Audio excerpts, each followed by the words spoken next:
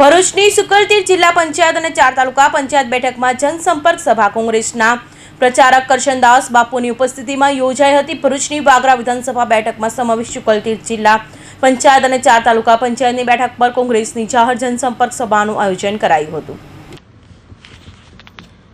ભરૂચની સુકલતીર્થ જિલ્લા પંચાયત અને 4 તાલુકા પંચાયત બેઠકની જનસંપર્ક સભામાં કરશનદાસ બાપુએ ભાજપ અને આપ પાર્ટીને આડે હાથ લીધી હતી અને મતદાતાઓને 26 તારીખે કોંગ્રેસ તરફી મતદાન કરવા આહવાન કર્યું હતું।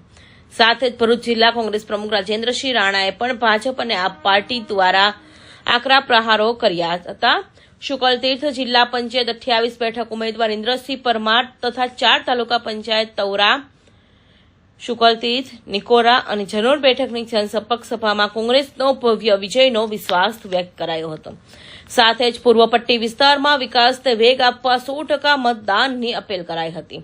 સુકલતીર્થ જિલ્લા પંચાયતમાં સમાવિષ્ટ નાદ અને સુકલતીર્થ ગામના 40થી વધુ ભાજપ અને આપના કાર્યકરો કરશનદાસ બાપુ ને રાજેન્દ્રસિંહ રાણાએ કોંગ્રેસને ખેસ પહેરાવ્યો હતો। કૌશિક પટેલનો report, Hind TV news, Surat. જ્યારે આર પારની લડત ચાલુ હતી ત્યારે આ કહેવાતા દેશ પ્રેમી ભાજપિયાઓને મારે પૂછવું છે કે તમે ક્યાં સતાણા હતા? ત્યારે તમે ક્યાં સતાણા હતા? જ્યારે લાકડીઓ ખાવાની હતી, ગોળીઓ ખાવાની હતી, રાષ્ટ્ર માટે ખપી જવાનું હતું।